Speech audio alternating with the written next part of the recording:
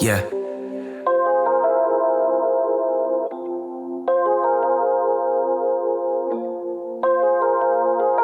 been on my grind just to live it out. Say what's on your mind just to hear it loud. Everybody knows me, really that's the old me. Going through some changes right here and now. I've been on my grind just to live it out. Say what's on your mind just to hear it loud. Everybody knows me, really that's the old me. Going through some changes right here and now. And we are back with another Dope Individuals podcast. I'm up here with another dope individual. Please introduce yourself. What's up, Erik? Tony Ortiz, the designer. Yeah. I'm here to represent the creative, the entrepreneurs, you know what I mean, the podcasters, just the creators in general, man. I'm here for the creators. Hey, thank you. I appreciate you making the time, coming out, coming to kick it with me, coming to chop it up for an hour or so. So, yeah, man, let's dive into it. So last week I was on your podcast, and thank you again. I appreciate it. Yeah. Off camera, we were talking a little bit about your schedule and how busy you are, and a conversation that you had on a podcast you were just recently on, and y'all were talking about marriage. That's a lot of what I want to cover today. A lot of people that I have come up here, they're not married men. So these type of conversations I can't have. They're not married with kids. You know what I'm saying? You and I share a lot of the same things, and now even a password to our cell phones. Yeah. So bleep that out. Yeah, right. What do you think are the most important things to having a successful marriage? The most important things, well, there's such a ton. First thing that comes to mind is expectations, I think. And don't get me wrong, I'm not here to be the relationship guru, but I think it's important for me to share my perspective, my relationship. I've been married 7 years. We just celebrated our 7 years last August. Congratulations. So that was about a month ago. Congratulations. Yeah. So been together about 10, married for 7. So I have some perspective on it. You know, there's people married 35, 36 years, and they'll tell you something different. There's different challenges. They say there's a new devil to every level, or for every level there's a new devil. Okay. You know? So I never heard that. I like that though. Because I get what you're getting at. It's like the further you move along, the more hurdles you're gonna have to jump over. You know what I mean? There's always, every time you think everything's cool, smooth sailing, you're gonna run into another roadblock, and y'all gotta figure it out as a unit. So, well, plus it's different running into a deal breaker when you're 6 months into it versus when you're 10 years into a relationship. Yeah. You know what I mean? You're gonna handle that completely different. There's stuff that you've been through, that you've stuck through, that kind of adds up. So, anybody that's been married for 50, 60 years, 30 years, you know what I mean, for double digits, long time, they fought through some like, you know what I mean? I curse on here, right? nah, you can say whatever the fuck you want. Right, This is my show. Right, cool. Yeah, no, because it's real. We gotta get deep. Yeah. No, I mean, expectations. Are you saying as in, like, when you say expectations, and I'm sorry to cut you off, do you mean like as in setting moderate expectations or not having expectations? Well, I think that people get thrown off in this 2023 world where everybody's got a filter and everybody's sharing their highlight reel, and they think I deserve to be with that person that's like the celebrity. You know, when I was younger, there was like Nickelodeon kids and there was popular kids that were in magazines, but it wasn't like, influencer could slide into my girl's DMs like I'm on the same playing field as rich teenagers. You know what I mean? Like it's completely different. So if you set your goal that you're only going to have this perfect companion, you're never going to be able to settle for the flaws and the things that for better or worse, you know what I mean? Like maybe marriage is just not for you. Maybe that's why you're not having a great time with dating. You can't seem to find that perfect person. Mm-hmm. And you got to work on yourself. So there's voids you have to fill on your own that another person can't do, and you get it twisted. You start to get resentment for the person and think they're not giving you what you need. They're not giving you what you need when you don't really know how to fill that void yourself. Yeah, but you're expecting somebody else to know how to please you in that way, and you haven't figured it out. But you're the person with the problem at the end of the day. Yeah. Or just maybe accept that this person accepts me for all my flaws. I accept this person for their flaws. And at this point, we could do little bits of work, but you're in your 30s, you're not going to learn new tricks. Like, you're kind of stuck in certain things. And if you knew that when you married the person, you can't bail out now. That's what I mean by expectations. Like, Yeah. you think all of a sudden you're going to get married and things are just 10 times better. And Right. now you're having sex all the time. Like, I got news for you, gentlemen. I got news for you. It's a rude awakening. Don't get married for the wrong reasons. Yeah. I was one of those people that, as a child, I would always say, I'm not getting married. You know what I mean? Like, when I find that one person, if they can't accept the fact that if I'm telling you I'm committed and I'm not going nowhere, if that's not enough for them, then they're not the person for me. And then me and my girl were together for years and years and years. And it was like, at that point, it's like, I'm not going anywhere. But this is also something like, I didn't want to shit on her dream at the same time. I was like, okay, I know I'm not going anywhere. She not going nowhere. All right, maybe I should just get out of my own way. And I pulled the trigger on it. But I'm actually really happy that I did, because there is a new level that you get to when you take that big ass jump. You know what I mean? You're taking these two people, two totally different people in many cases, and you're joining to be one. You know what I mean? And I know the one thing that I can always rely on, and I knew this early on too, even when we were just boyfriend and girlfriend, was that I had somebody that was going to be there. You know what I mean? But now she's also held to the same standard as I am, that even though shit can get real sticky, she ain't got no choice but to be there for me as well. That's funny you put it like that, with the no choice. It brings a little bit of solace, because it's like, even though this shit is so unbearable right now, I know she's gonna have to thug it out because I'm gonna thug it out, and we're not gonna quit on each other in that aspect. What do you say to people that kind of have that mindset where it's like, I don't think I ever want to get married because it's too easy to get out. The people's level of commitment isn't what it once was. Like how you mentioned, the options that you have at your disposal has never been more fruitful than in this generation because of social media and things like that. Yeah, the statistics are crazy when you look at it. And I can understand the perspective where people are like, okay, so many marriages end up in divorce. I'm not even going to try. Like, you may have that fear of, I'm not even going to try because I don't want to go through the heartbreak and stuff. Like, right.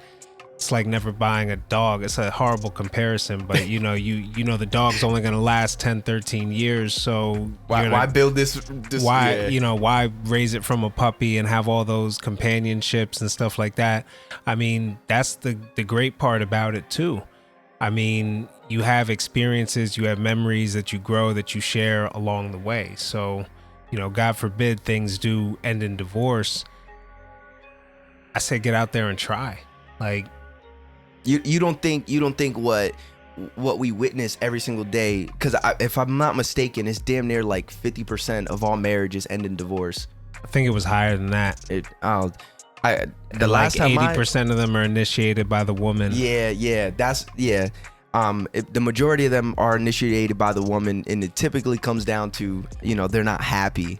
But I'll tell you firsthand, I'm not always fucking happy. You know what I mean? There's days I wake up and it's like, I don't want to deal with you today. But it's like, at the end of the day, I know when I come home, there's consistency, there's love. There's going to be somebody that's going to battle with me, even when they don't want to, even when they're having their own internal battles. You know what I'm saying? Like, that's what you get from marriage that you don't just get out of a boyfriend and girlfriend relationship. That I would say that's probably the biggest thing that I've noticed, like, from myself amongst like my peers and things like that. They're so willing to just like, oh, she bitches too much. And I was like, yeah, people give up for real simple, silly reasons, for frivolous things. You're gonna have arguments, you know what I mean? There's gonna be times where you fight, and then it could get thrown around. I mean, it gets thrown around all the time. Like, that's it. This is the end. This is it. Like, all right, man, we'll talk in a couple days or hours. Couple hours, yeah. Be honest, a couple hours. But No, I mean, it's good. You got to find somebody that matches your goals and what you want to do and what you want out of a partner. You know what I mean? Like the whole gender roles thing is we still got some stuff from the old generation, and there's still a lot of people that believe in very traditional values. But then there's a lot of people with women working, you know what I mean, which would be unheard of 60 years ago. You know, you gotta get with somebody that's gonna kind of ride with you. That's why I think with marriage and getting married, it sucks that it's a government union, but you gotta really be like, is it fair to say there's more to marriage than love? Like, love's not gonna get you through that shit. It's for sure a partnership. Like, you know, if you're gonna exclude love out of it, then just the idea of just partnership.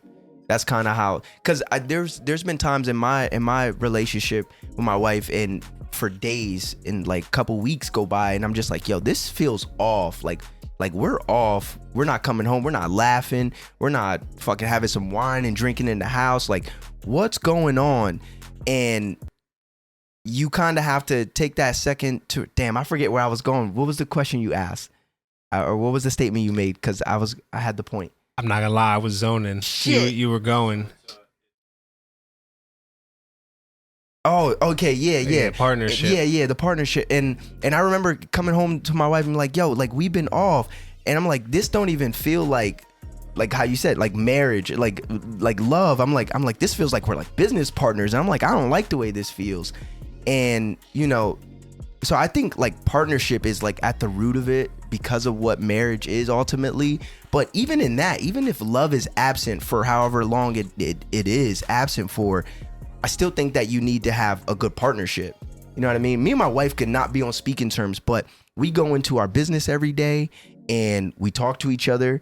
And when we interact with our kids, we talk to each other with respect. You know what I'm saying? We still do family activities, even if we're not here. You know what I mean? Even if we're going through something and it's been 4 or 5 days deep and we still haven't figured it out. So like that partnership, it doesn't just get tossed out of the window because the love isn't loving. You know what I mean? That's what I'm saying. Yeah. If you're just relying on love and you know what I mean? That's like that boyfriend, girlfriend, you know, you're just chasing that spark. Yeah. There was a book I read by Bruce Lee. He's got quotes I didn't even know on life. Bruce Lee wrote a book. It's like a philosopher, man. It's nuts. It's a whole bunch of great stuff in there. Yeah, that was the first thing that popped in my head was, there you go. He's got plenty of quotes. Yeah. He's got plenty of quotes. But what was I saying? He is talking about love as like when you first get into love, it's like the spark, the ignition, the explosion that starts the fire. You know what I mean? That starts the grill. And as you grow longer, the coals kind of burn and smolder. You want that long heat that's not going anywhere. That's what you want to cook with. You don't want to cook with the up and down, open wild open flame spark. You know what I mean? So he kind of sums it a lot more poetically than me. But you want to go for that burning love, that long-term smoldering. You know, it may not be super exciting, it may not be sparkly and stuff, but you know it's not going anywhere. And there's absolutely safety and security in knowing that you have the burning coal love. Right. You know, I like that. What would you say to the people that are on the verge and trying to decide of whether they want to get married? You know what I mean? Do you have any advice for those people? Like, you know, what they should be looking for? You know what I'm saying? You know, I don't know. What was the big thing for you that like kind of like, all right, I'm gonna do it? Because we all got to make that decision. She's a hard worker, man. She's a hard worker. I was super attracted to that.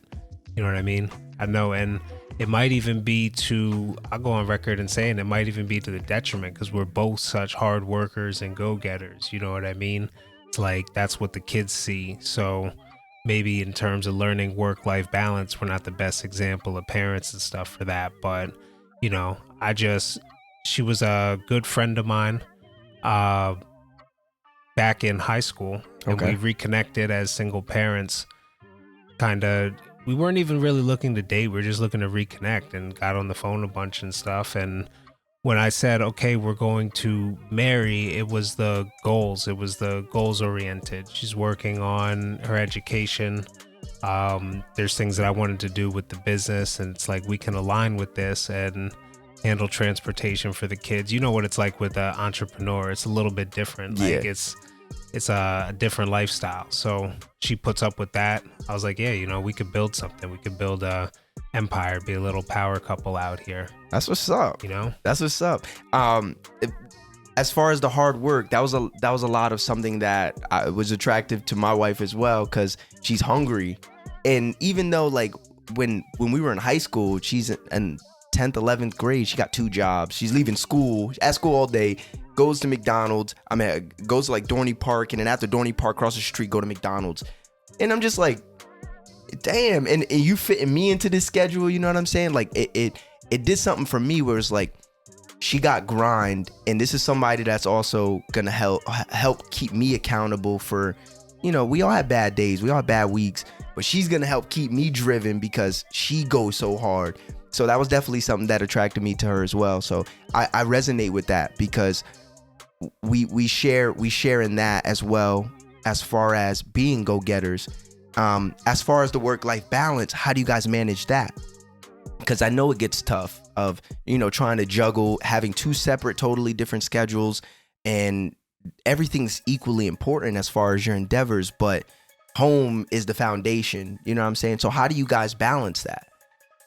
Well, I wouldn't be the best advice for work-life balance. I mean, we definitely, but for one, I enjoy my work. So for a profession, I do digital marketing. I create graphics. I designed this logo for my podcast. You're very talented at it too. I appreciate that, man. So that's how I make my money, and I don't look at it as work. So if I put a 13-hour day in front of a computer, like, that's first world problems. Like, who am I really bitching about? I'm not a slave. I'm not doing manual labor. So I'll do some work on weekends or things like that.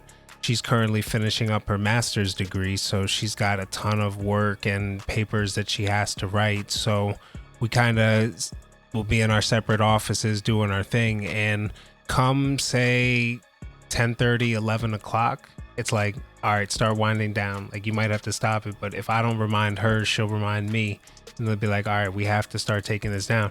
Even if there's something we have to get done, we'll just say, all right, fuck it. We're setting our alarm for 4 or 5 in the morning. We'll get up at 4, snooze till 4:30, and then grind for an hour or 2 before we go into your grind day, and do what we have to do. I'll go to my day contract. She's a teacher, so she goes to her school, teaches special ed, like 1st through 4th grade. So there's times where we will completely, like just last August for a birthday / anniversary, we went to Rehoboth Beach, Delaware. Okay. We went whale watching. I didn't check email for 4 or 5 days. I mean, it was over there stressing, like, fuck. I know the work's piling up. No, I got everything done beforehand. I had my laptop there. My man was in go mode. Yeah, no, that's how you have to balance it. Like, there'll be times where we just fly off, or my daughter's in competitive cheer. She'll have something where there'll be a cheer competition, and we have to travel, and that's stressful in itself. Yeah. But I'm not going to complain. We get to travel. You know what I mean? Yeah. Like, you get to see different cities and do things like that. So you make a little time outside of that. We'll go on a date in a different city and do some things like that. We do make times for date. I actually owe her a brunch. We're going to do brunch sometime, because it doesn't actually sound like you guys are that bad at it. I'll be honest. It sounds like even though life is hectic and life is constantly on the move, that you guys are finding time within all of this madness for each other. Because my wife and I, we do the same thing. My son plays traveling flag football, so we're all over the place. We're New Jersey, New York, Massachusetts all the time, and like you said, it's stressful enough. So like in those moments, we gotta find time. So sometimes we'll take grandma with us and be like, hey, Friday after his tournament, we're going out and we're gonna go spend some time together. You're on grandma duty. So I think even that in itself is is y'all making the time. So I think you gotta give yourself a little bit more credit, bro. There we go. I think so. All right, I'll give myself credit after I order brunch. Yeah. I like to pay. What is that? Lannister pays all his debts. Lannister pays all his debts. Some Game of Thrones Game shit. of Thrones quotes. That's crazy, man. Shout out to Game of Thrones. Facts. It was everything, and then it was nothing. I actually wasn't too mad at that at the last season. I know a lot of people were upset about the last season. I thought maybe they could have backed the big ass fight scene up maybe 2 episodes, but I actually liked the last season. I thought it was pretty cool. I mean, everyone wants to rewrite it and do things. It was still a ridiculous budget in the last season, but yeah, it's one of those things. It's like, you ever see the picture of the horse, and on the left, it's like the hoofs are detailed and you see all the fibers in the tail. And as it gets further and further, it's like a different artist worked on it. And then it's just a pony and a sketch on the end. Game of Thrones was like that. It was so well crafted. The production just kept getting better and better. By season 4, that shit was like watching a movie every Sunday. Week, yeah, hour long, like every Sunday. It was nuts. And then they just started throwing in some TV tropes. This person was that. I'm not gonna give no spoilers away for those that still want to go watch it. Like the Pepsi can and shit like that. I remember people were upset about that. They left a Pepsi can inside the episode or something. I don't know if that was rushed editing or if that was on purpose or what. Some of this stuff that goes nuts with social media, man. Yeah. I don't know. But it's funny because I'll segue back to relationships. There'll be things that I'm not into that my wife's into that I'll just listen to. So we'll spend time literally in the bedroom. She's listening to some vlog about the Royals. I'm like going through Facebook or something like that, and we're just sitting next to each other. Or she's working on a paper, I'm editing a video, and we're listening to the same music. And every now and then it's just like, you good? Yep. Barely even talk to each other, but that's quality time. Yeah, like sharing the same space. Like, just because you're not talking doesn't mean that you're not building intimacy. Just being able to be in the same space and not feel like everybody, like there has to be a conversation rolling. That in itself, just being able to be just present is, I think that's understated. Because me and my wife do the same thing. We could lay in bed together, have a show that we both like will glance up at, but be doing 2 totally different things, and it's a-okay. I don't know. Maybe it's a married thing. It might be a married thing, but I think everybody has this issue where something needs to be going on. If something's not going on, something's wrong. Well, if they had a problem with it, like, it used to bug me. I'd be like, man, she'll work all day. She'll come home, do some extra work, putting together lesson plans, doing all this extra stuff, spending her own money. Big shout out to all the teachers out there. Man. You have no idea. But the budgets are shit. After doing all that work, she just wants to zone out and play her little farm game and stuff. And I used to be like, well, this is our time that we have together and everything. Then I realized, like, all right, let me get something to fill my void and go from there. She deserves that time to be able to just unwind completely, I've been there. I've bitched about it. It was like, yo, you just worked. Now you came home and you brought work home with you. Like, when are we gonna chill? And I remember the one day she just like, you don't think I want to fucking chill? Like, you don't think I want to relax and kick my fucking feet up or watch TV? Like, I would love to, but I'm so back. And I was like, that was real selfish of me. Like, after like we got into it and I take my time to go reflect, and I'm sitting there, I'm like, maybe I could have went about it a little bit different, because just as I want her attention or whatever, she probably wants to give it to me too, but this is just as important, because this is something that she's working on for her own goals and shit like that. And it's like, even myself, I gotta ground myself, where it's like, I know who she was when I got in this. She was a hustler. You know what I mean? I can't forget that 12 years down the line, because who she is at her core doesn't waver. It doesn't change. So can you speak a little bit to self-reflection? Because it sounds like you do a bit of that too, where you're like, we're laying in bed and you had your problems and you're like, I got to find something to do with my time since she's occupado. So can you talk about self-reflection? Yeah, self-reflection is a huge about accountability. You know what I mean? I take a lot of time and just look at, okay, and honestly, on a daily basis, who did I harm today? Who could I have been better to? Were there any interactions that I didn't like? Were there any conversations where I may have said something I might need to dial back on? and just being accountable for those things. So you can say, okay, if things aren't going great with my relationship, maybe it's not her. Maybe there's something that I could be doing myself to get better. Right. And if each of you is working on your own personal development, you'll have that self-happiness. You'll be able to fill that void. And it's not so much, okay, I need your attention. Now, if we schedule quality time and we say this is what we're going to be doing, I'll get on her and I'll be like, put your phone away or something like that. Turn that shit off. You know what I mean? I understand my wife gets distracted too real easily. So it's like we could be watching a show together and she'll still be on her phone looking something up or doing something like that. But it doesn't mean she's not focused on what's going on here. She's not spending time with me. It doesn't matter. You know what I mean? Like it's different. But she'll get into things like Game of Thrones was something that she watched that she wasn't super into, but I was. So it was like, all right, this is the time where we throw that on. You got to have some compromise for stuff. Shit, I wish Diana would. Diana, this is to you. We're going to look at this camera. This is to you. You heard that? You heard that? Listen, just replay it one more time and make sure you heard it. All right, there you go.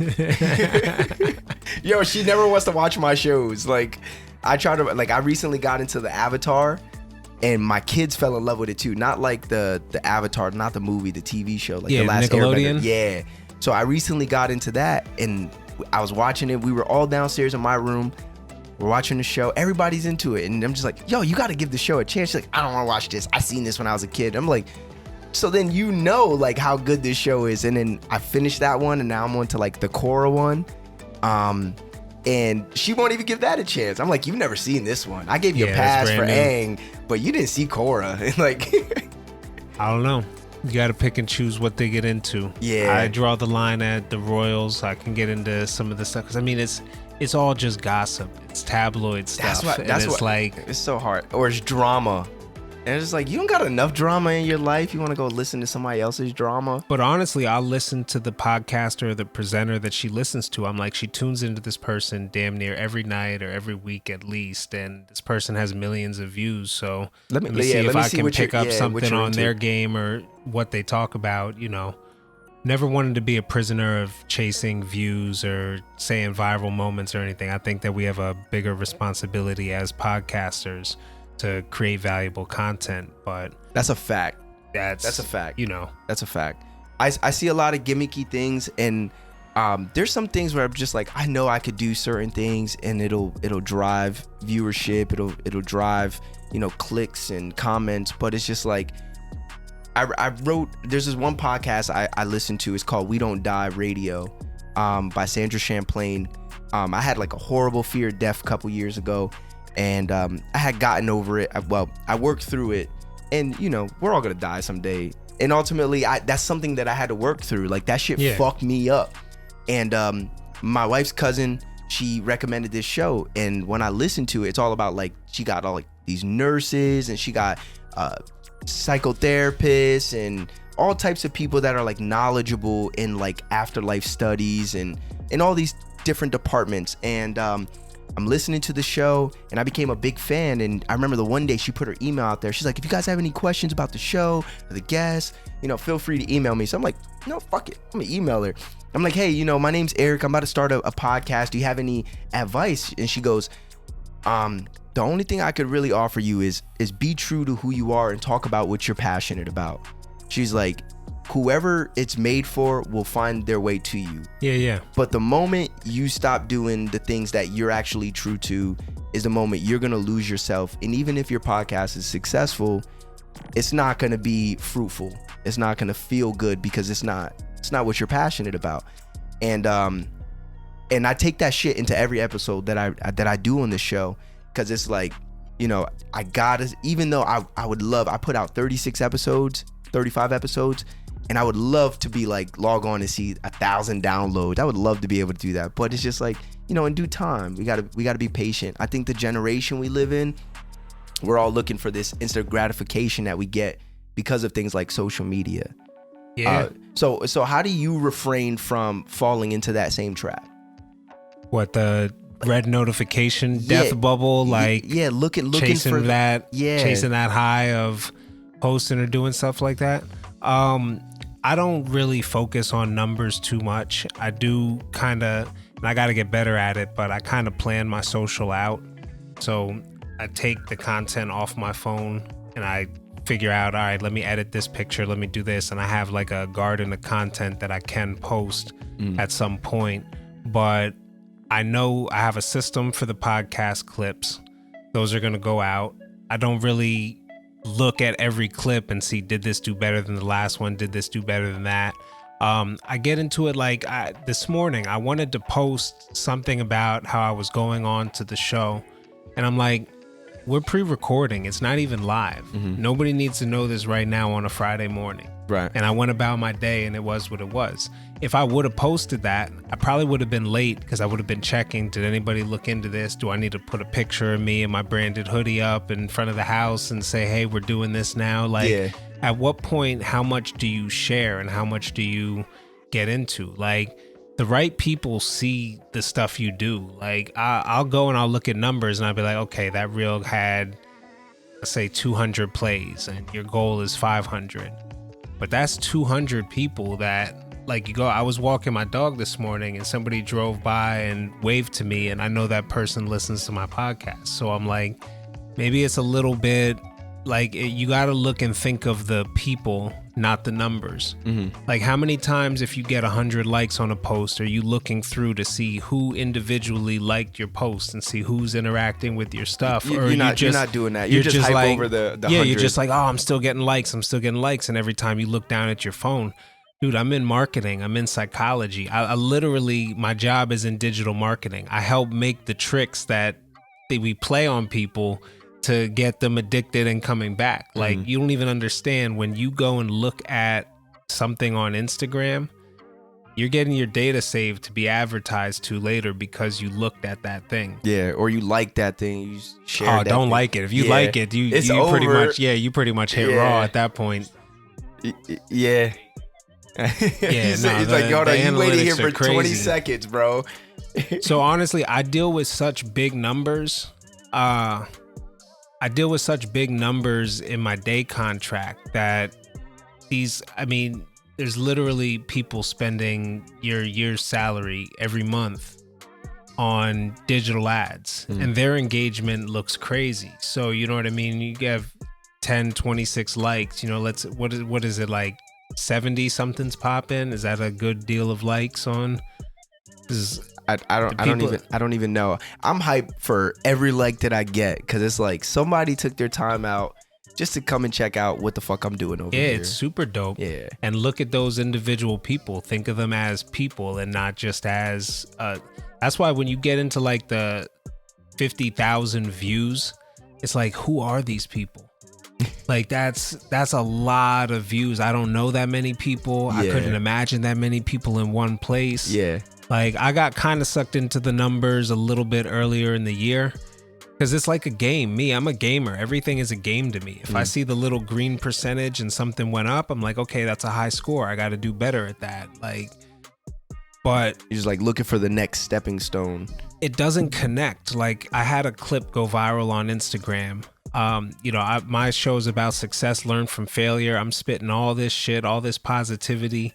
And then the one thing of me talking about Midjourney and doing a bullshit prompt for Midjourney about a podcast studio, I posted what came up and it just started hitting on Instagram. It was going nuts for months. It's got... No. I was going to ask, but I wanted to let I'm going to put you onto it. It's an AI. You put in a prompt and it just draws something. So I'll show you the reel or I'll send it to you. You could throw it on the episode. But that actual episode had like 14 views. Meanwhile, there's 13,000 likes, 40,000 views on the reel that's tied back to that episode. So you're playing a completely different game. Trying to go viral on social is not growing a podcast. Yeah, it's not at all. Not at all. The one thing I've noticed, like, since doing the podcast, my listens don't reflect one where I thought they would be 35 episodes in, but the impact I thought I could make is very present. Surprising, yeah. And it's like I'll go places and people are walking up to me like, yo, I like that last episode. And I'm just like, yo, thank you for listening. Like, because I'll go on And like my last episode, it sat at 7 listens for maybe 4 days, and I kept looking. I'm like, why is no one listening? And then like the next day, it went up like 2 listens, and I was like, okay, a couple more people listen. But then I went out to the football field where I play football in Bethlehem, and 5 people came up to me talking about the podcast on various episodes. And I'm like, maybe I shouldn't be so hung up on my last episode, because people are listening and people are gravitating. It's just, I gotta be understanding, like how you said, that it's people behind these numbers, not just the numbers. You know what I mean? They're not just popping up by themselves. And it's like, how do I continue to cultivate the impact that I'm trying to make and putting out what I want to create, as well as not losing the substance that I want to have. So it's like always like a juggling match, especially because I'm in uncharted territory. I've never done this before. So like I find myself slipping into like those pitfalls every couple weeks and something like that. And it's like, so I'm happy that you spoke on it, because that's something that I can also take away from myself as well. You know what I mean? Yeah. No, man, segue back to relationships. If I want likes, I just post my wife. People engage with her more than, a well-produced, well-lit, in the set, edited clip with the captions and everything like that. No, birthday picture of my wife. So I'm not putting her out for creepos to be all like, you know what I mean? Nah, that's cool. I'm cool with not being the best at engagement or with the numbers or anything, because... but you do start to wonder. Like, I look at my analytics, and I've had listeners in Belgium pretty much since the first episode for the first year, and they're continuing to download. I would love to know who that is. Like, I would love to receive an email from Belgium like, hey, listen, we relate to your show, do something like that. So every now and then, in the back of my head, I'm like, okay, when I shout out my listenership, I'm like, I wonder where this happened. You know what I mean? Like, what do people, how do they even come across it? Find this. You know what I mean? To think, all right, this is cool. And plus, you got to realize we control the cool. Like, people are looking at people that look like us in America, and they're like, that's media. That's, whether you call it hip hop entertainment, whatever. Like, motherfuckers in Pakistan look at the Northeast, and they're like, that's coolness. Like, people don't understand what a big export hip hop is. You know what I mean? So they're talking about stars. You're talking about like the Breakfast Club is so internationally listened to, but they just kept doing what they were doing. You add new segments and stuff, but if you just keep doing what you're doing, people are going to find out. You were doing it for a year before I found. Yeah. And then just meeting me led to being able to meet other people coming onto my show that could lead into my listeners from Belgium could start listening to the Dope Individuals podcast. It's like a tree, just like pulling out all these little different branches. It all stems from the same place, but every branch is bringing on something new. So like, building those connections. I got another question. What's your biggest motivator? I wish I knew, because I'd dial it back a little bit. Like, I'm not even going to lie. I got that dog in me. I'm not even going to lie. Yeah, no, for real.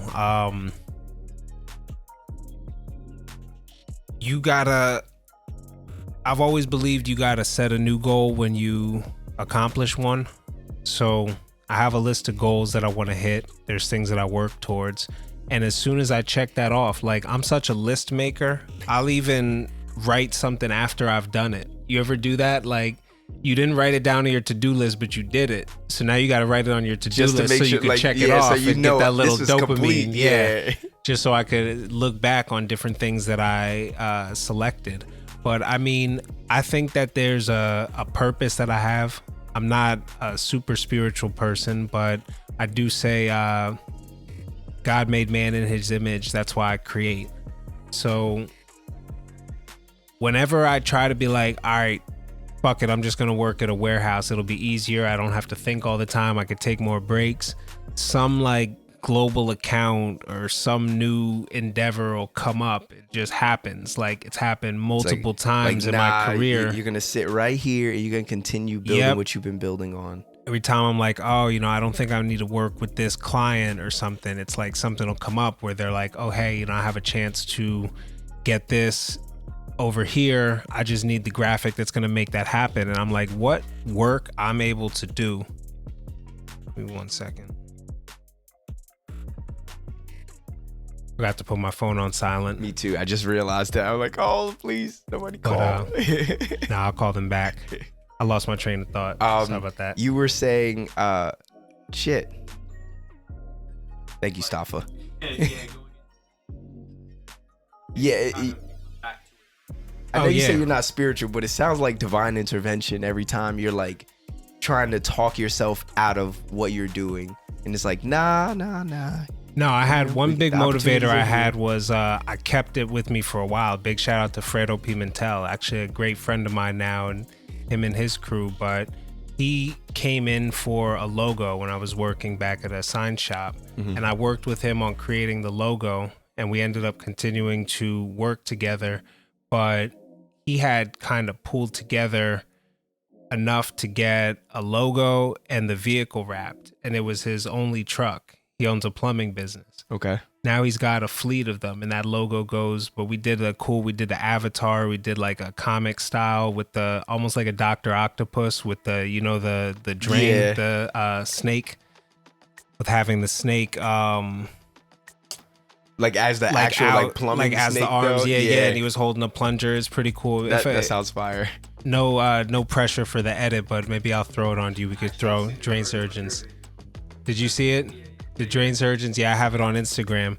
But he wrote me a full letter just about this was his vision. I was able to make it happen. That's what it's going to help him continue to go. Like, people don't understand. Having a dope logo, a dope brand helps you be motivated to go out and do stuff. So and spread what you're building. This was just kind of my calling. I believe if God gives you a talent, you got to kind of rock with it, and you got to use that talent. So my ability to speak, I'm going to start a podcast. I'm going to help people get their stuff out. My ability to design, I'm going to help brands be able to compete with a corporate, all the same styles and laws of corporate design. I can incorporate that without all the overhead. You know what I mean? So I'm accessible. And that's the other thing too. And I'm like, all right, I'm just going to triple my prices. Nah, I got to stay somewhat accessible for the people that need it. Yeah. For the smaller guys. I like that. I like that a lot. And we're at 51. Damn, the hour goes fast, man. It does. All right. So I was going to ask, you kind of addressed it already. What do you think your purpose is?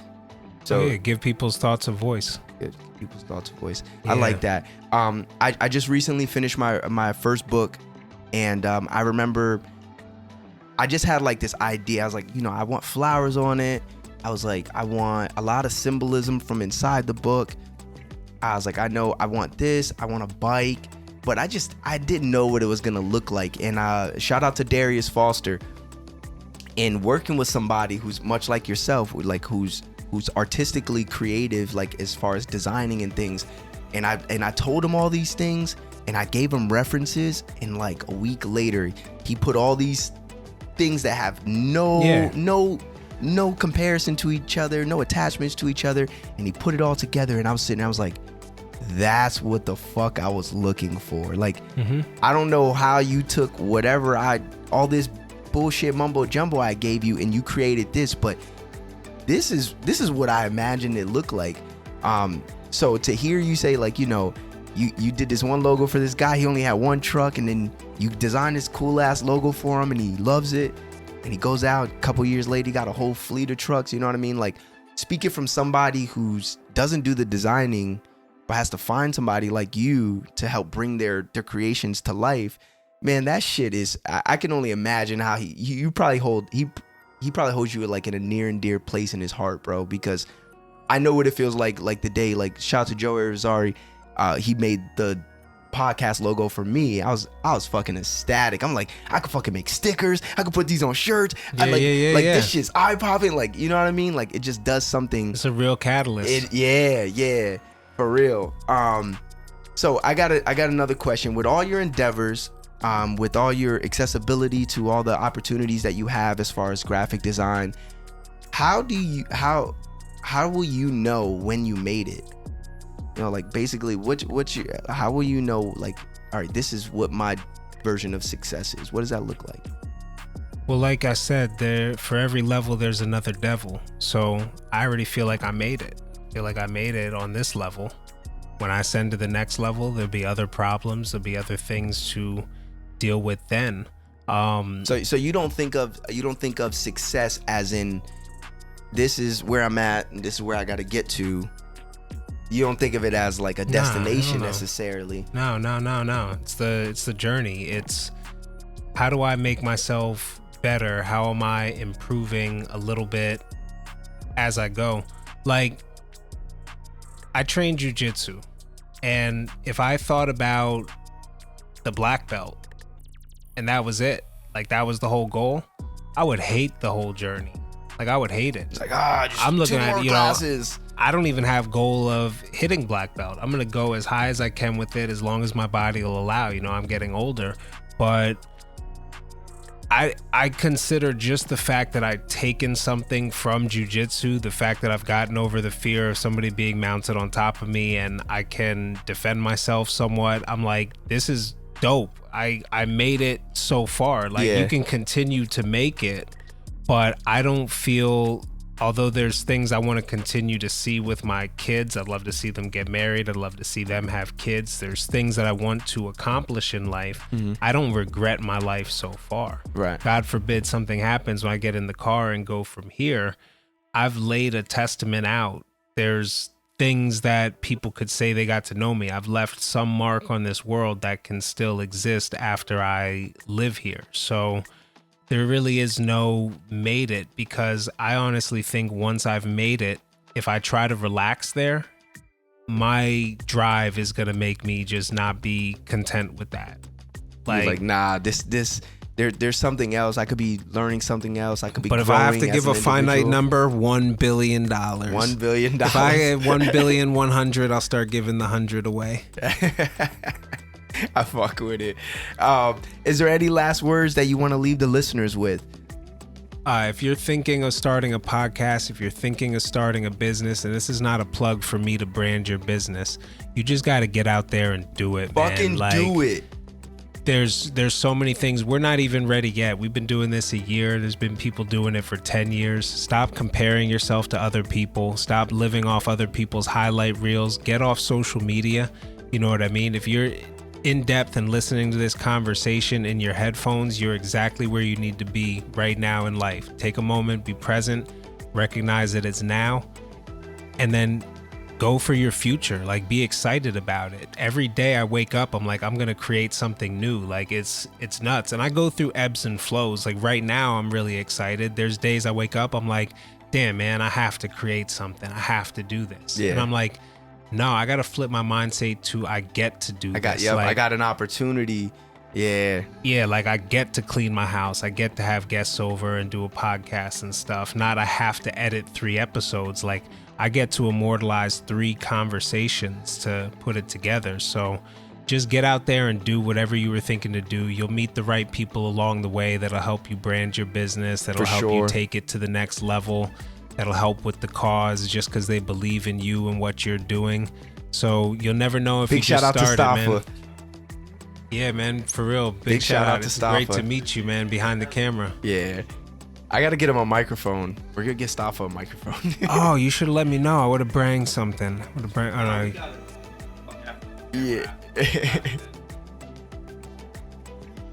Yeah. All right, cool. Listen, yo, thank you. I want to thank you again for coming up here, sharing the conversation, having a conversation with me. I hope that I think there's plenty to take away, but I hope that somebody gets something from, even if it's just one person gets something from this episode. And I want to say I appreciate you in giving me your time, man, because that's the only thing we don't get back. We get money, cars, houses, clothes, but the time is the most important. So thank you for giving me your time. Thank you for giving us your time. And thank you guys for listening and watching. How can they find you? So you can follow me at T.O. the Designer on all social, Instagram, Facebook, TikTok, tothedesigner.com as well, or iwillnotlosepodcast.com if you want to check out the show. Just make sure you subscribe. We're dropping the episode with Erik coming up soon. Woo, woo. And all the links will also be in the description of the podcast audio. So you can find that on Spotify, Apple Music, Apple Podcasts, Google Podcasts, iHeartRadio, everywhere you can find podcasts. And it'll also be in the description of the YouTube video as well, which is at Dope Individuals Only Podcast. Make sure you follow the show, comment, jump in the conversation. Thank you guys again for listening and watching. Shoot for the moon. If you miss, we still amongst the stars. Peace. Grind just to live it out. Say what's on your mind just to hear it loud. Everybody knows me, really that's the old me. Going through some changes right here and now. I've been on my grind just to live it out. Say what's on your mind just to hear it loud. Everybody knows me, really that's the old me. Going through some changes right here.